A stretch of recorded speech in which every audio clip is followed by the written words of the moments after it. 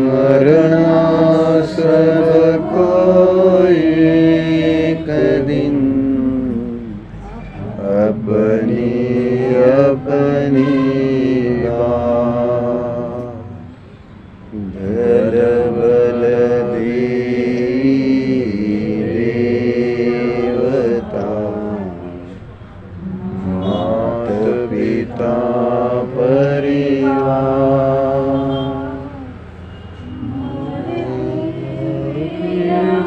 जीव को कोई न राखनहार। दाम बिना निर्धन दुखी, तृष्णावश धनवान।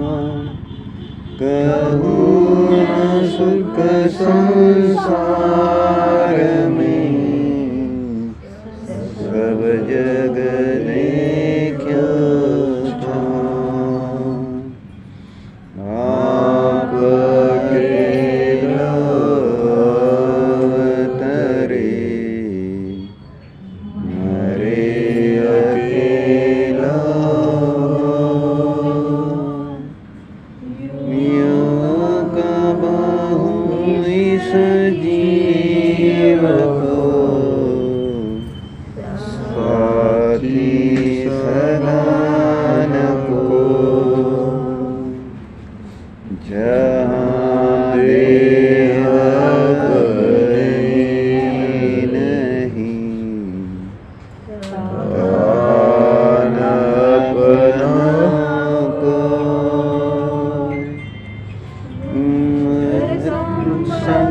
पर प्रगट पर परिजन लो। दीप चादर मरी, हार पिंजरा दे। भीतर या सब जगत में, हरनी गिल गे। मोह नींद के जोर, जगवासी घूमे सदा। कर्म चोर चहोर,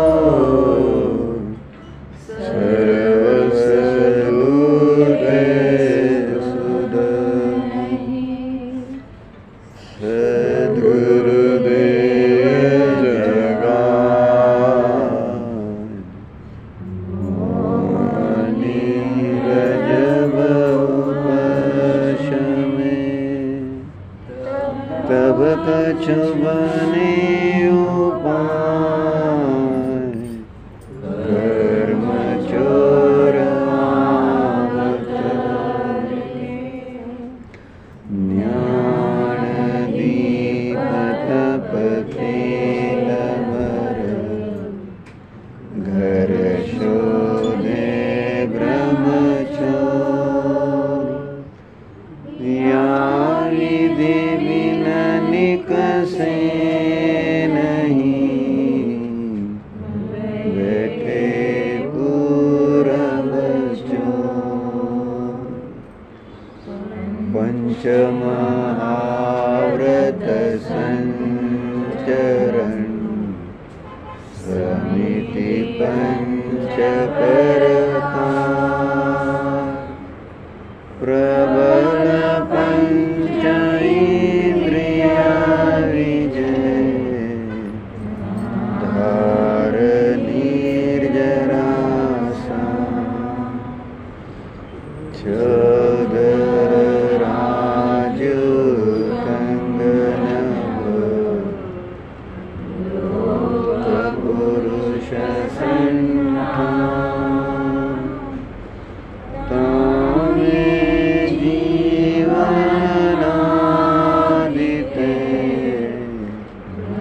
ब्रह्म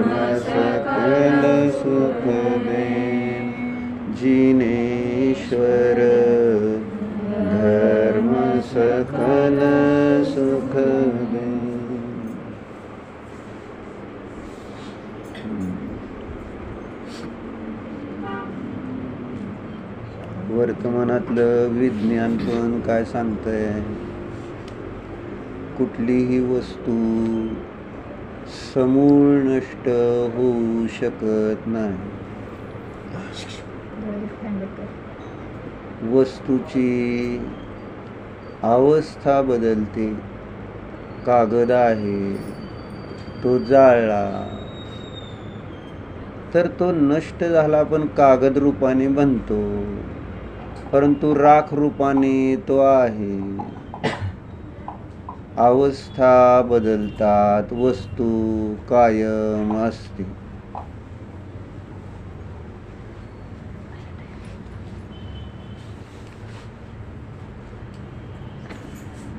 अवस्था फक्त बदलते. आपण पण बघितलं या जन्मात सुद्धा.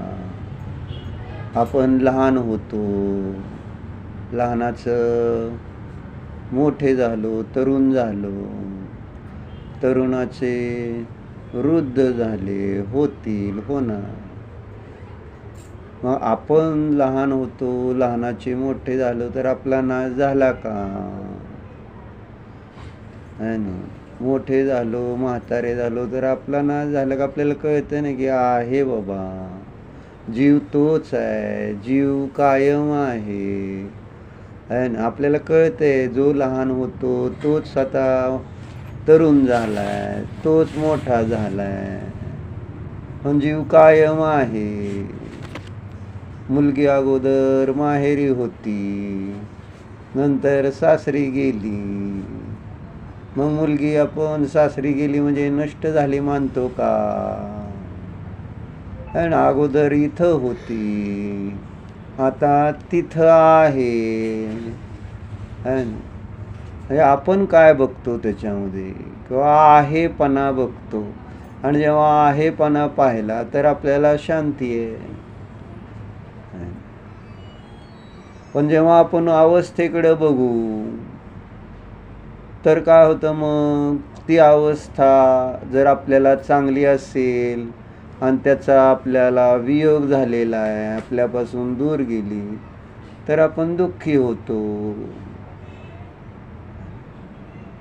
परंतु आपल्या संयोगात नाही याचा अर्थ त्या वस्तूचा नाश होतोय का?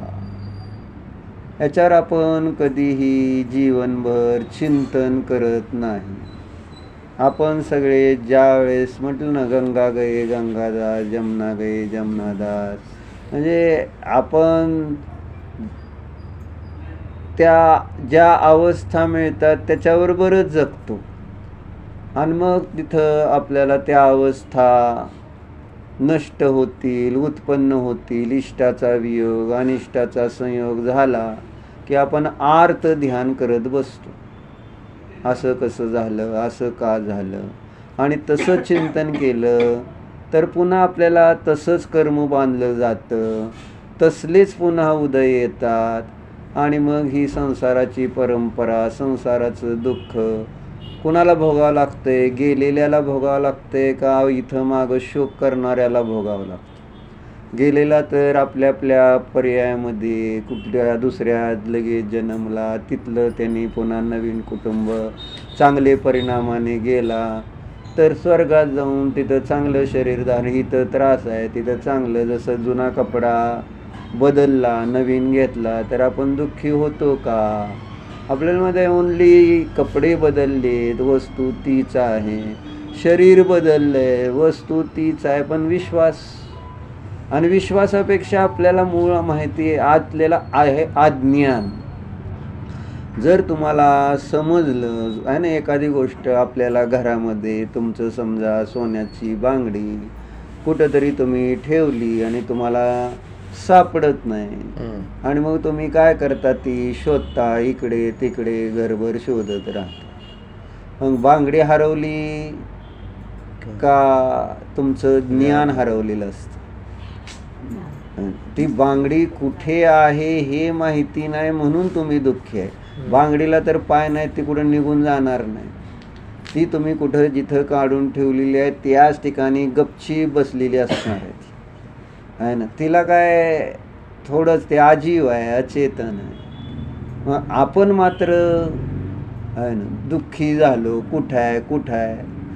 मग आपण बांगडी शोधायची का आपण आहे ना विचार करायला की मी कुठं ठेवली होती, आहे ना. म्हणून जर आपण जास्त टेन्शन घेतलं, व्यग्र झालो, तर आपल्याला आठवत नाही. मग त्यावेळेस काय सांगतात आपल्याला, शांत बस, आहे ना, थोडंसं शांती घे, तुला आठवेल कुठं ठेवलंय ते. आणि मग आपण थोडं शांतीनं बसलो, संक्लेश कमी झालं की आपल्याला एकदम अचानक अरे मी तिथं काढून ठेवली, जाऊन बघता आणि तुम्हाला ते सापडते, तर शांती. म्हणजे आपल्याला फक्त माहिती नव्हती म्हणून दुःख होतं, अशांती होती. तसं आज झाले काय की तो जीव कुठं गेलेला आहे हे मला माहिती नाही, म्हणून आपण दुःखी आहे. आता इथंच एखादे अवधिज्ञानी मुनी असते, आहे ना, आणि त्यांनी जाणलं असतं की ह्या जीवाची आता स्वर्गामध्ये देवपर्याय प्राप्त झालेली आहे, असं सांगितल्यावर आपल्याला दुःख होईल का आनंद होईल? आत्ता तुम्ही आनंदी होचाल लगेच. पण मी सांगितलं की बाबा त्याने नमोकार मंत्र, चांगले संस्कार त्यांच्या दादाबाईंनी केलेले आहेत, सगळं आपलं मला माहिती आता, हे आमची आहे ना बहीणच आहे. आणि आणि त्यांना त्यांच्या दादाला पण संस्कार, त्याला पण भेटलो होतो मधीच, त्यावेळेस पण मंदिरात जाणं, सगळे परिणाम जैन आहे. हिंसा केलेली नाही, चोरी केलेली नाही, खोटं बोललेलं नाही. म्हटलं ना जसं भोगभूमीतले जीव स्वर्गातच जाणार, त्याप्रमाणे इथं जे जैन आहेत ते दुर्गतीला जाऊ शकत नाही. कारण इतर लोक आपण बघतो किती पाप करतात, हिंसा करतात, मांसभक्षण करतात, दारू पितात, चोरी करतात. आपण काय करतो? मग आपल्याला कशाला नरकात जायला चान्स मिळणार? तिथं फुल गर्दी आहे तिथं, आहे ना. आपल्याला चान्स नाही. आपल्याला फक्त जैन झालेला आहात आणि जैन धर्मानुसार आचरण करताय, दर्शन करताय, तर 100% आपली गती चांगलीच होणार असते. याच्यावर श्रद्धा पाहिजे.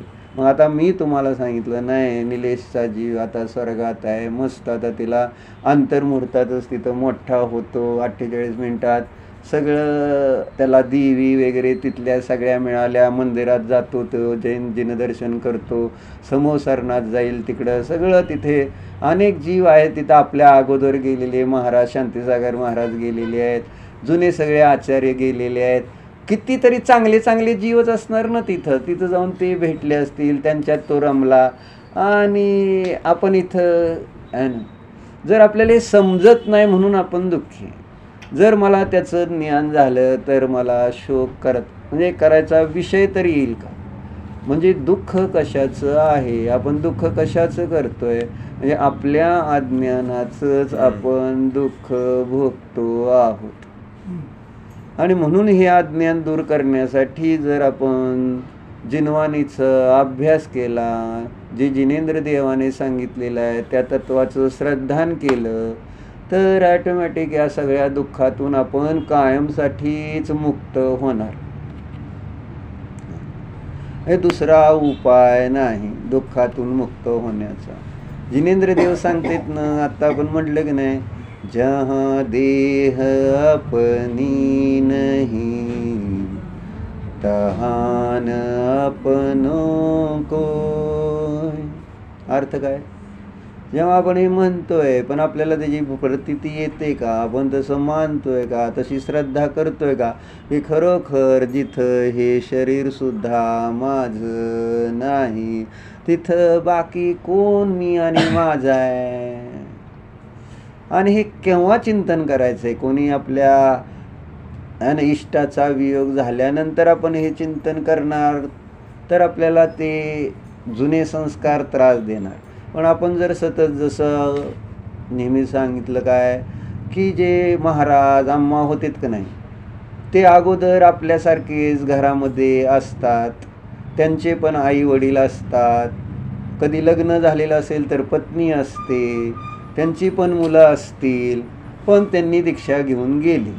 दीक्षा घेऊन गेल्यानंतर ते किती दुःख शोक करतात सांगा बरं. म्हणजे जर त्यांच्या घरचं कोणी गेलं, महाराजांचे पण घरचे जातात का नाही, आहे ना, कुटुंबातले व्यक्ती ज्यांनी शरीर धारण केलेलं आहे, जिथं संयोग आहे तिथं वियोग होणारच आहे की, बरोबर आहे का नाही?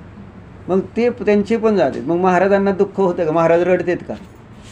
का रडत नाहीत महाराज आम्हा, सांगा बरं. ते आमच्यासारखेच असते, पण ते दुःखी होत नाहीत जरी त्यांच्या जवळचे व्यक्ती जे त्यांचेच होते, त्यांची बायको गेली, त्यांचे वडील गेले, त्यांची आई गेली, त्यांना दुःख होतंय का?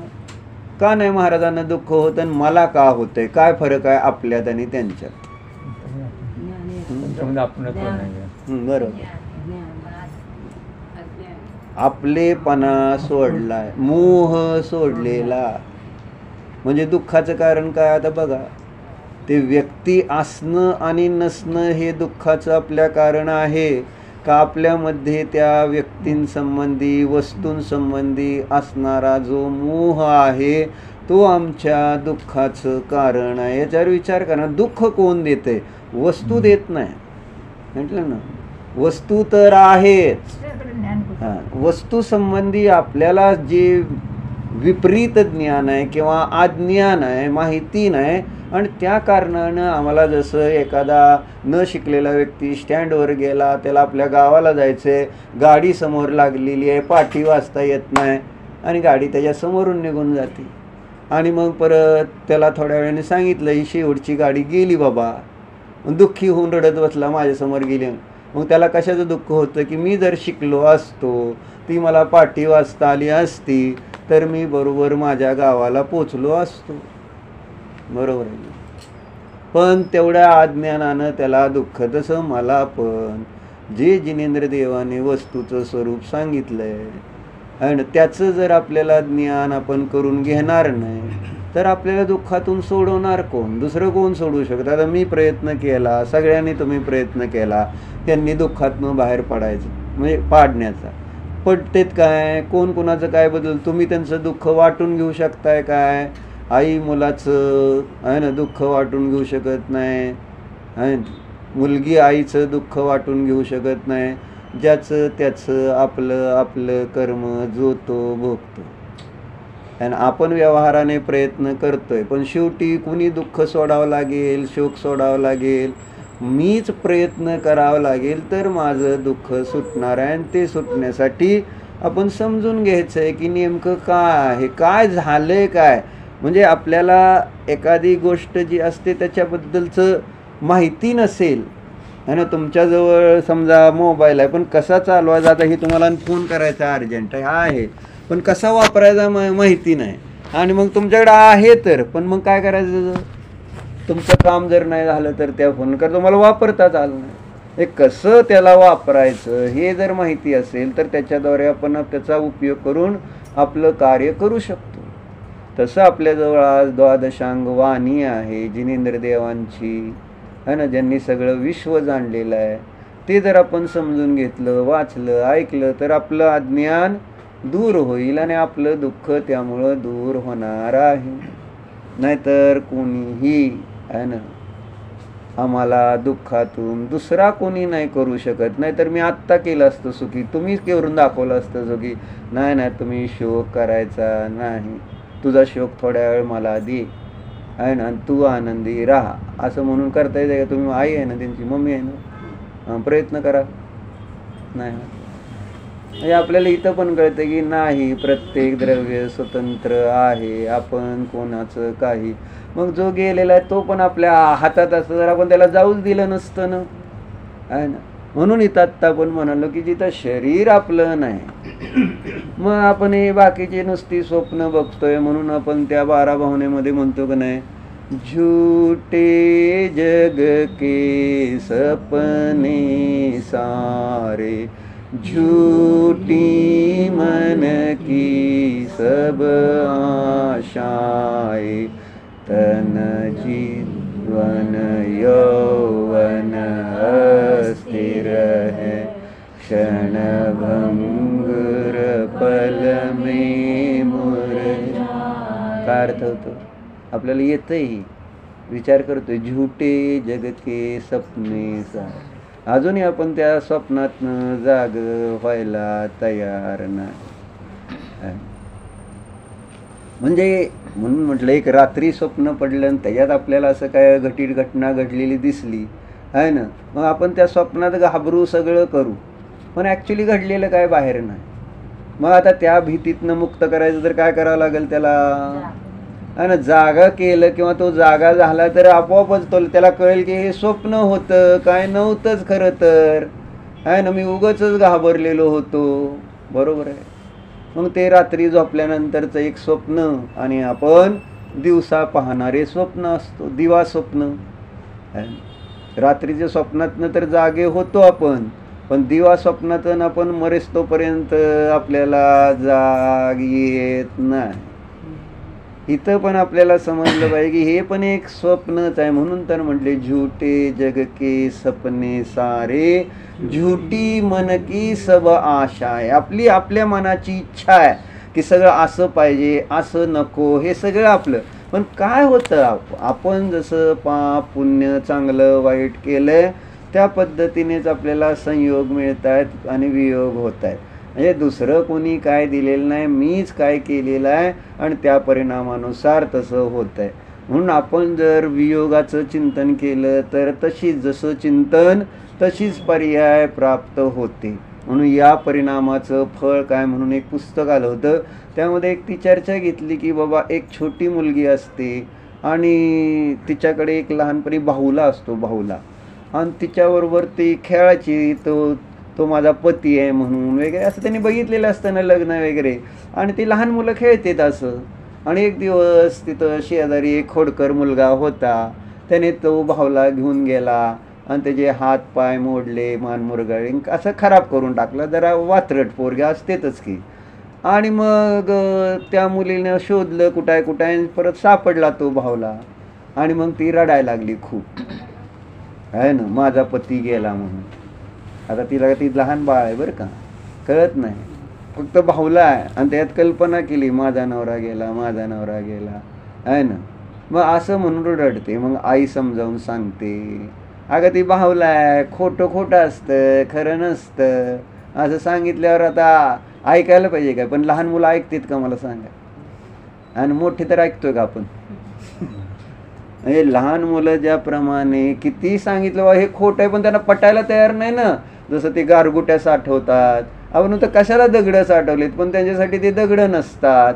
तो बाहुल्याशी खेळते समजा, पण त्याला तिच्यासाठी तो बाहुला नाही ना, तो तर त्याला एक आपलं, जसं आपण पण आपले काही गोष्टी असतात, आहे ना, जे आपल्या संयोगात आलेली पुद्गल वस्तू, म्हणजे तुमचे दागिने असू दे, तुमचं शरीर असू देत, आहे ना, त्याच्याबद्दल आपण त्या लहान मुलांसारखंच करतोय की नाही. जरी आपल्याला देवशास्त्र गुरु सांगते ते खोटं आहे बाबा, हे खरं नसतं, इथलं काय आहे ना, ब्रह्मसत जगन मिथ्या, बाहेर बघताय तुम्ही सारखं, आहे ना. मग काय झालं, सगळं खोटं आहे खोटं आहे असं सांगितलं जातं. पण आपण त्या लहान मुलीला सांगितलं समजावून सगळ्यांनी, काय पण मान्य करते का ती? आहे ना, नवीन आणून देतो, नवीन आणून दिली, सगळं केलं, पण ना ऐकायलाच तयार नाही, रडत बसली रडत बसली. असे अर्थ ध्यान केलं तिने. होतं असं लहानपणी आपण पण केलेलं आहे, विनाकारण काही कुठल्याही गोष्टीसाठी भांडण करायचं, काय झालं आणि मग रडत बसायचं असं. आणि किती समजून सांगितलं जर नाही झाले. काही दिवसानंतर, काळ गेल्यानंतर, काळ हे मग अज्ञानीसाठी काळच औषध आहे. म्हणजे वेळ गेल्यानंतर कसलाही मनुष्य असू दे, कोणी असू दे, आपोआप त्या ह्याच्यातनं बाहेर आल्याशिवाय राहत नाही. ते व्यवस्थाच तशी आहे. कारण तीव्र उदय येते, परत ते उदय सारखे एकसारखे राहत नसते कर्णानुयोगशास्त्रानुसार. परत त्याचा उदय कमी कमी होत जातो, आपोआप त्याच्यातनं बाहेर. म्हणून गडबड करायची नाही, शांती आणि योग्यतेनुसार सगळं होणार आहे. मग ती मुलगी रडली, पण मग थोडे दिवस, आता आपण शेवटी काय म्हणतो, मुलाने हट्ट जर करून बसला आणि ऐकत नसला तर जाऊ दे, लक्ष देऊ नका, लक्ष देऊ नका आपण म्हणतो. मग आपण थोडं लक्ष दिलं नाही, थोडं गौण केलं, मग आपोआपच मग त्याला पण कळतं की बाबा आता आपल्याला कोण लक्ष देत नाही. रडल्यावर लक्ष देत होते, पण आता रडलं, समजावून सांगितलं, नाही ऐकलं तर मग काय करणार, लक्ष देऊ नका, आपोआप होईल शांत. झालं आणि तसंच झालं. ती मुलगी काही दिवसानंतर झाली, विसरून गेली, आहे ना, असं झालं सगळं. मोठी झाली आणि आता तिचं लग्न पण, आहे ना, थाटामाटामध्ये करून दिलं. आणि लग्न झाल्यानंतर मग ते गेले यात्रेला. गेले तर यात्रेला वरनं येताना जाताना काय, आणि डोंगरातून त्यांची गाडी चालली आणि एका झाला ॲक्सिडेंट. खोटं सांगतो मी, गोष्ट सांगतो तुम्हाला खरं. एकदम अरे आता काय झालं असं तुम्ही एकदम टेन्शनमध्ये आला. तर म्हणजे हे इन्व्हॉल्युशन असतं. आपण सिरियल बघायला लागलो, टी व्ही बघायला लागलो की इतके आपण जणू काय ते खरं ते सगळं खोटं असतं. पण आपल्याला असतं की हे सगळं खरं आहे काय, खरं आहे का, खरं आहे का, आणि आपण मग ती तिथं सगळे हसत असतील आणि आपण इथं रडत बसायचं आणि अर्थ ध्यान करत बसायचं, रौद्र ध्यान. मग त्या मुलीचा ते ॲक्सिडेंट झाला त्याच्यामध्ये ती गाडी खाली दरीत कोसळली, त्याच्यामध्ये तिचा नवरा पती गेला. ती योगायोगाने एका झाडाला अडकून राहिली आणि ती एकटी वाचली. झालं, तिला आणलं घरी, सगळं झालं, आता रडते. फळ तसं का मिळालं?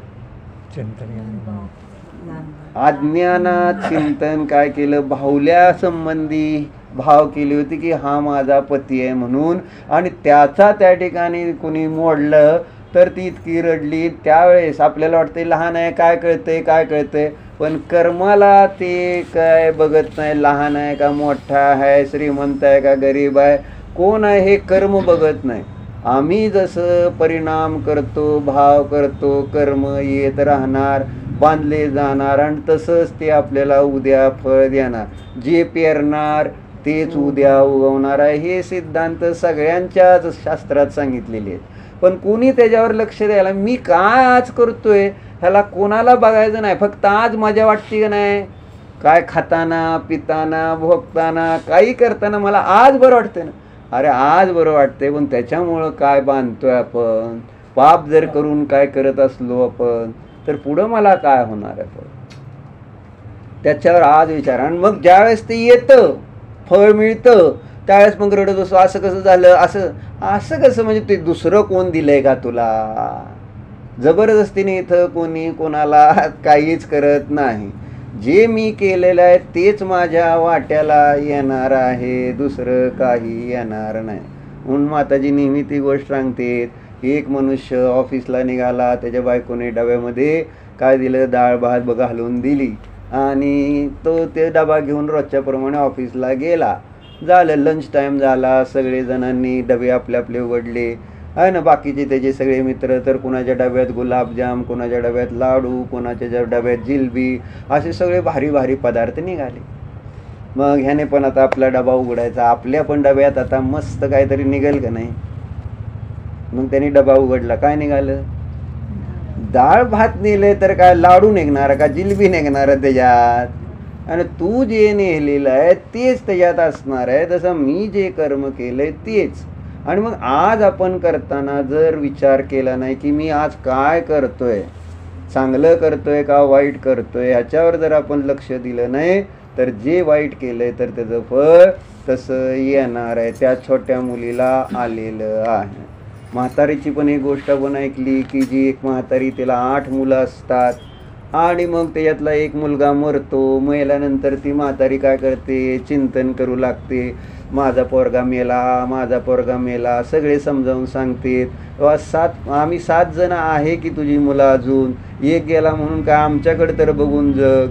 नाही, म्हातारी ऐकते का मला सांगा, तुम्हाला कसं काय माहिती? म्हणजे म्हातारी ऐकत नाही असं त्याचा अर्थ होतो. नाही, ऐकायला तयार नाही. आणि असं चिंतन करता करता दुसरा मुलगा गेला. काय ती काय बघायला तयार नाही की बाबा आहेत बाकीची मुलं, असू दे त्यांच्याकडे बघून जगतील. नाही, तसं जे आहे ते बघणार नाही. बँकेत लाख रुपये असतील, त्याच्यातले 1000 गेले तर 1000 गेल्याचं दुःख, 99,000 आहेत त्याच्याकडं बघून जगणार नाही. प्रॉब्लेम. मग ती म्हातारी पण, दुसरा मुलगा गेला तरी सुद्धा काय बघायला तयार नाही. 6 जण मुलं सांगतात आम्ही आहे, दुःख करू नको आई, आहे ना. 2 गेले, दुसरा पण गेला. हे चिंतन चिंता करता करता तिसरा गेला. जसं चिंतन तशी पर्याय. प्रत्येक वेळेस गेलं की रडायची, पण आहे त्याच्याकडे बघत नव्हती. 7 गेली, 8वा एकच राहिला. 8वा एक राहिला, त्यावेळेस तो एक राहिलेला मुलगा म्हणतो आता तर मला जगू दे. आणि तुझ्या या चिंतनानं 7 गेली, आता निदान एक राहिलाय, माझ्याकडे तर बघून जग. ऐकलं नाही. आणि बिचारेचं आता काय करणार सांग. कुणी केलं ते? हिने स्वतः चिंतन केलं, गेलं गेलं गेलं गेलं गेलं. आणि आपण जसं चिंतन करतो तशीच आपल्याला अवस्था मिळते. म्हणून आपल्याला लक्षात घेतलं पाहिजे की आपल्याला काय करायचंय, चिंतन काय करायचंय. म्हणून हे जे दिसतंय हे दिवा स्वप्न आहे. म्हणून सांगितलं झूठे जग के सपने सारे, झूठी मन की सब आशाएं. आणि सगळे आपल्या मनातल्या ज्या इच्छा आहेत ह्या कुठल्या कोणाच्या पूर्ण होत असते तर. पण उगाच आम्ही कल्पना काहीतरी करत असतो. एखादी आपली इच्छा कुठंतरी केव्हा तरी आपलं पुण्य उदयात आलं तर आहे ना पूर्ण झालेली होते. पण त्या एका इच्छेच्या बरोबर बाकी किती इच्छा आपल्या अपूर्ण राहिलेल्या असतात ते बघत नाही. झूठी जग के सपने सारे, झूठी मन की सब आशाएं. तन जीवन यौवन आहे ना हे सगळं कसं आहे अस्थिर आहे म्हणून सांगितलं. पण आपण ते असताना कोणालाच आत्ता मला वाटत नाही की हे शरीर अस्थिर आहे, हे नष्ट होणार आहे, राहणार नाही, त्याचं गेलंय, माझं पण जाणार आहे. म्हणून काल ते चाललं होतं ना, घेऊन चालले होते तिथं त्याला नाही बघितलं मी. आणि एक दिवस म्हटलं मला पण असंच घेऊन जाणार आहेत. म्हणून बुद्धांची गोष्ट आपण किती वेळा ऐकली. तेव्हा तो बुद्ध जेव्हा जन्मले त्यावेळेस ते वडील राजेच्या घरात जन्मले ना. आणि जन्मल्यानंतर राजा सहज पत्रिका दाखवतोच की ज्योतिषाला. आणि दाखवली पत्रिका तर त्या ज्योतिषाने सांगितलं हा कोणीतरी मोठा आहे ना संत साधू होईल, नाहीतर सम्राट चक्रवर्ती होईल. मग आता सांगा असं त्या ज्योतिषाने भविष्य सांगितल्यावर तुमची काय इच्छा आहे. आता मी तुम्हाला सांगितलं असं एका की तुमचा मुलगा एकतर महाराज होईल, साधू होईल, नाहीतर सम्राट होईल. मग तुम्हाला काय झालेलं आवडेल, साधू का सम्राट? हा साधू म्हणजे तुम्हाला सोडून जाणार, तुमच्या लक्षात येते का? जाताना परत दुःख होतंय असं आत्ता दुःख होतं ना.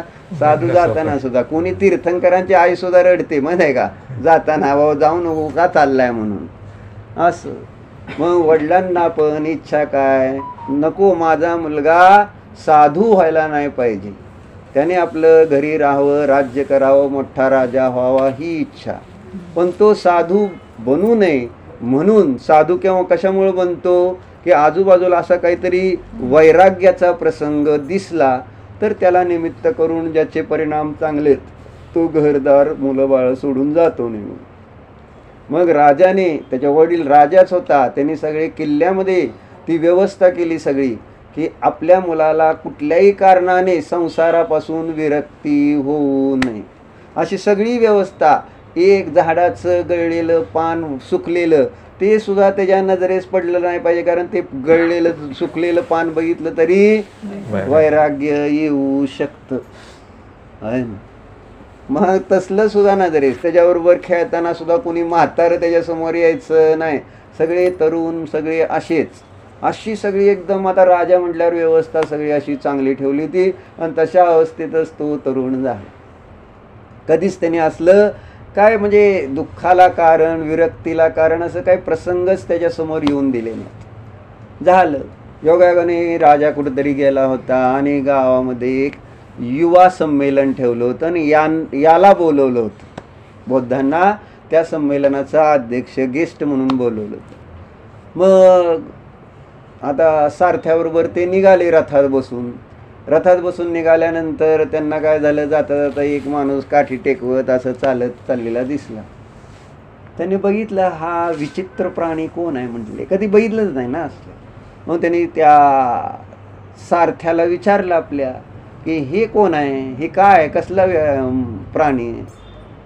मग आता ते विचारत पडलं की ह्याला काय, जर आपण सांगितलं की हे असं आहे तर हे जर निघून गेला साधू होऊन तर मला राजा शिक्षा करेल. मग काय सांगायला काय नाही असंच म्हणून नाही म्हटले, सांग तू मला ही कोण आहे काय.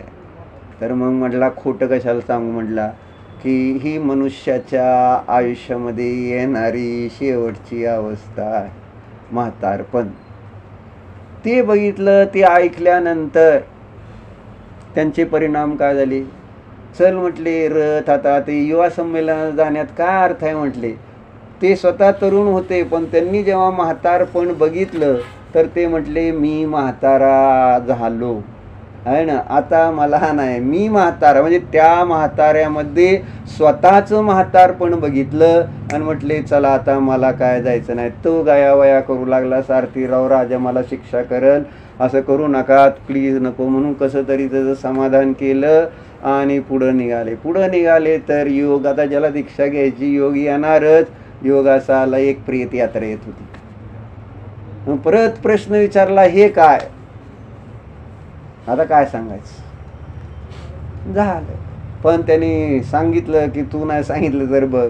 मग सांगावं लागलं त्याला की बाबा शेवटी मनुष्य शरीरातला जीव निघून जातो, त्यावेळेस ही अशी प्रेत यात्रा आहे, असं तिथं त्याला सांगितलं. म्हटलं आता बिलकुल कुठं आपल्याला युवा संमेलन आहे, चल रथ आता कुठं वनाकडे घेऊन चल. मी मेलो.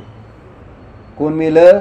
त्याने तो मेलेला बघितला नाही, स्वतःला त्याच्या ठिकाणी पाहिलं आणि म्हटले या संसारात राहण्यात काय अर्थ आहे.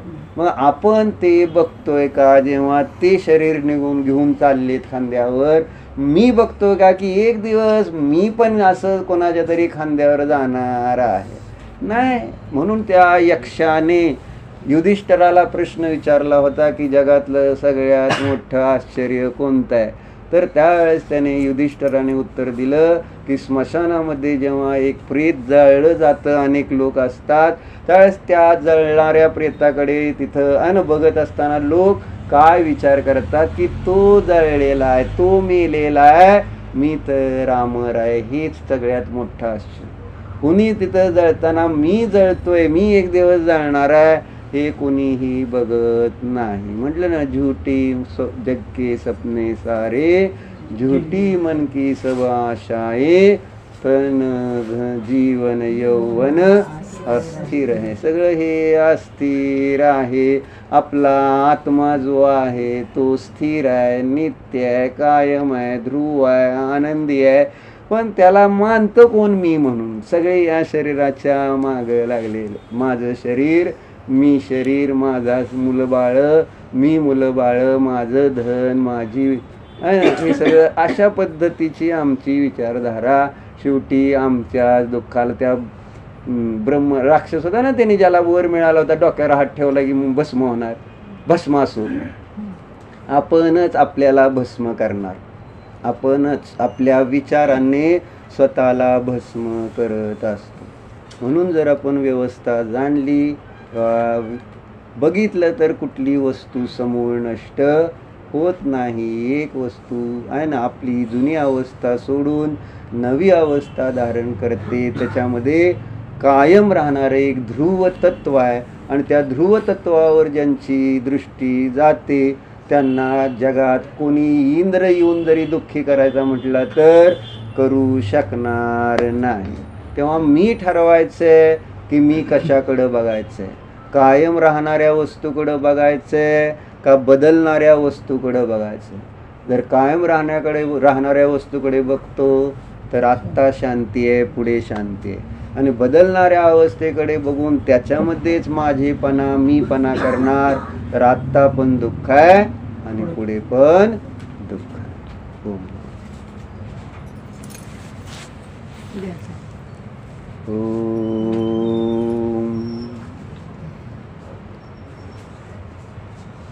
अंतर्लीन व्हा. शरीरापासून भिन्न असणारा ज्ञान आणि आनंद स्वभावी जीव जाणं. जसं मंदिरामध्ये देव असतात तसंच या देह देवालयामध्ये हा चैतन्य स्वरूपी परमात्मा विराजमान आहे.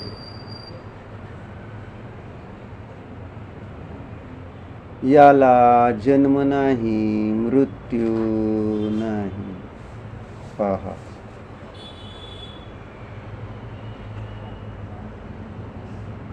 जन्ममरणाच्या दुःखाने हा मी आत्मा रहितच आहे.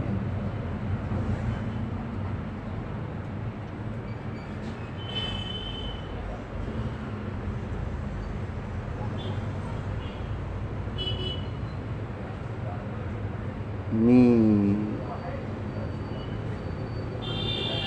चैतन्यमय आत्मतत्व आहे. हा मी जीव एकटाच आहे.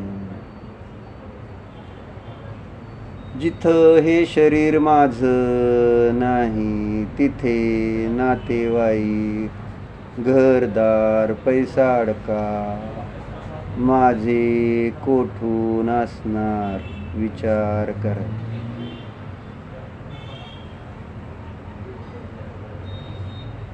मी पूर्वीही एकटाच होतो, आत्ताही एकटाच आहे. मी पुढेही एकटाच असणार.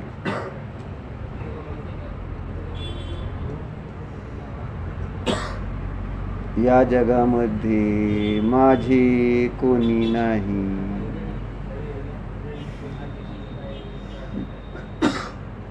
हा मी जीव या जगामध्ये कोणाचाही नाही.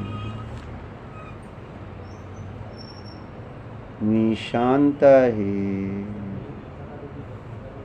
आनंदी आहे.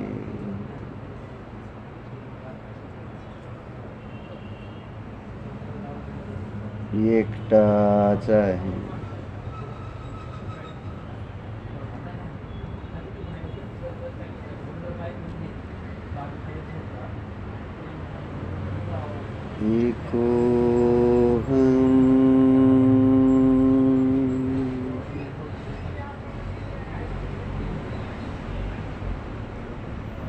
शांत स्वरूप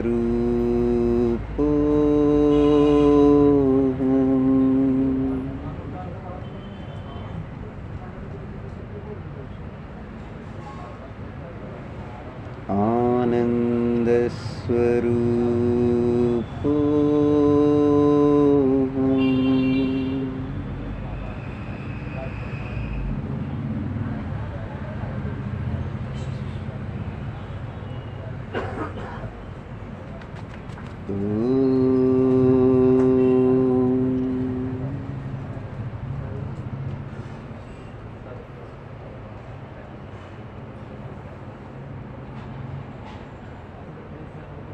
विसर्जन.